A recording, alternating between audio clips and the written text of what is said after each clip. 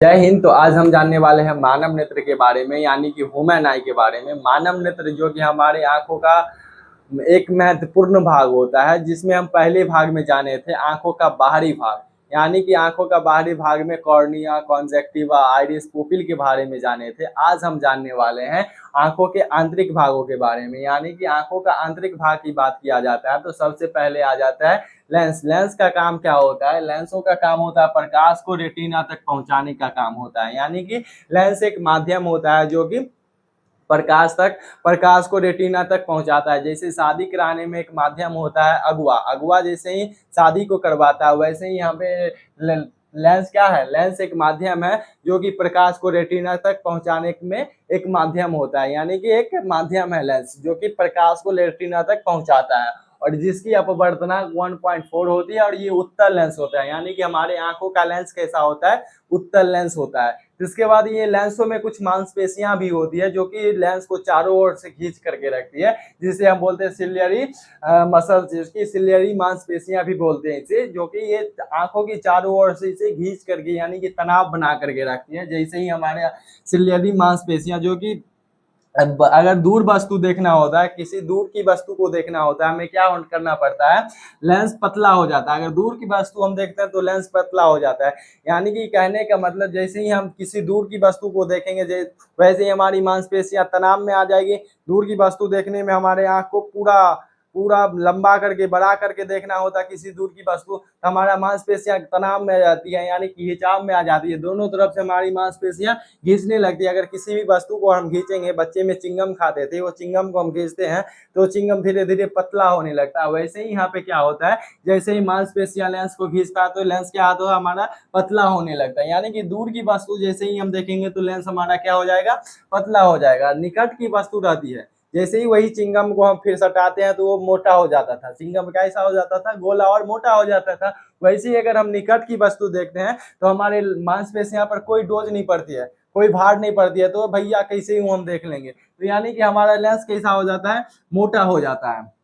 ठीक है। तो इसके बाद हमारे आंखों में क्या होते हैं? दो प्रकार के द्रव पाए जाते हैं, जिसे हम एक्वस ह्यूमरस बोलते हैं और वर्टियल ह्यूमरस बोलते हैं, जो कि एक जलीय द्रव और कचाव द्रव जिसे हम बोलते हैं। वह जलीय द्रव यानी कि एक्वस ह्यूमरस जो होता है, एक्वस ह्यूमरस जो होता है वो लेंसो और कॉर्निया के बीच में द्रव जो पाया जाता है। लेंस और कॉर्निया के बीच में, लेंस और कॉर्निया के बीच में जो द्रव पाया जाता है उसे हम बोलते हैं एक्वस ह्यूमरस बोलते हैं, यानी कि जलीय द्रव बोलते हैं। और ये हमारा वर्टियल ह्यूमरस जो होता है, यानी कि कचाव द्रव जो होता है, वो लेंस और रेटिना के बीच में 80% का भाग जो होता है, 80% का भाग, 80% के भाग में द्रव पाया जाता है लेंस और रेटिना के बीच में। उसे हम वर्टियल ह्यूमरस यानी कि कचाव द्रव बोलते हैं। ये जलीय द्रव जो होता है, यानी कि हमारा जलीय द्रव होता है, ये कॉर्निया और लेंसों के बीच में होता है, जो कि पारदर्शी होता है, यानी कि हमारा ये जलीय द्रव होता है।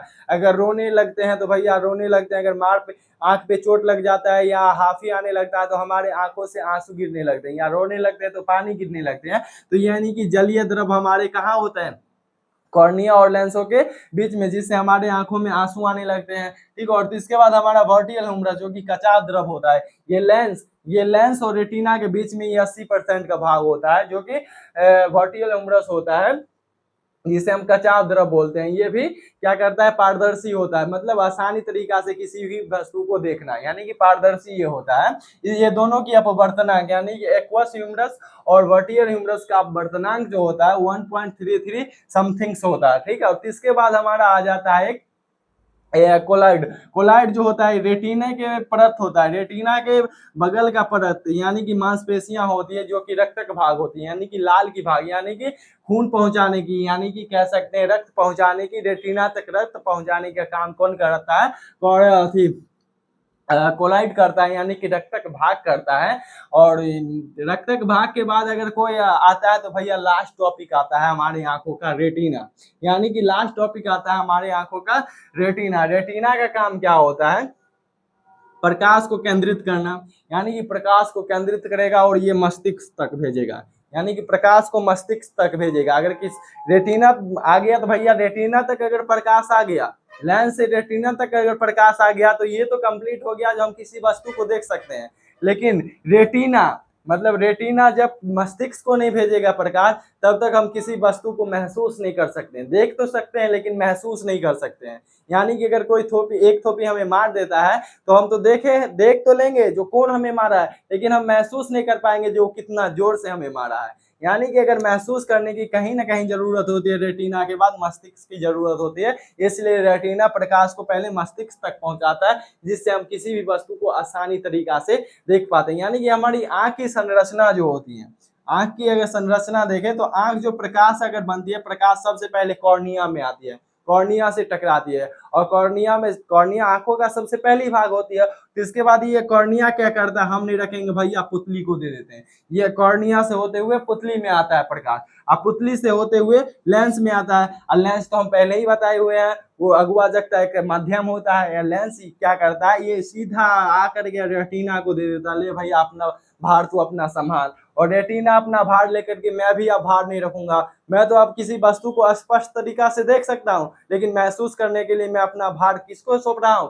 तो वो मस्तिष्क को सौंप देता है। यानी कि मतलब अपना भार मस्तिष्क को सौंप दिया। यानी कि कहने का मतलब ये होता है, अगर किसी वस्तु को देख करके उसको महसूस करना है, मतलब वो वस्तु अगर काला दिखने में है तो काला तो हम देख लिए, लेकिन वो महसूस नहीं कर पा रहे हैं वो देखने में कैसा काला है या नहीं है, वो कलर का डिसाइड नहीं कर पा रहे हैं। तो वो हमारा मस्तिष्क कहता नहीं भैया ये काला है, तुमको काला कहना पड़ेगा, तो वो काला है। तो ये हमारा कहने का मतलब, ये रेटिना क्या करता है, मस्तिष्क तक पहुंचाता है, अपना भार को मस्तिष्क तक पहुंचा देता है, जिससे हमारे वस्तु किसी भी आसानी तरीका से वस्तु को हम देख भी पाते हैं और महसूस भी कर पाते हैं।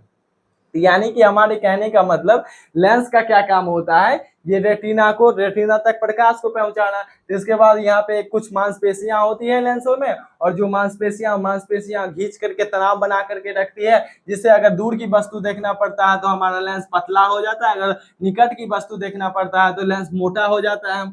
मतलब इसमें दो प्रकार के द्रव भी पाए जाते हैं हमारे आंखों में, दो प्रकार के द्रव, एक्वस ह्यूमरस और वर्टिकल ह्यूमरस, जो कि जलीय द्रव होता है, कचाव द्रव होता है। अब एक्वस ह्यूमरस जो कि कॉर्निया और लेंस के बीच में द्रव पाए जाते हैं, उसे एक्वस ह्यूमरस कहते हैं, और लेंस और रेटिना के बीच में जो द्रव पाए जाते हैं उसे वर्टिकल ह्यूमरस बोलते हैं।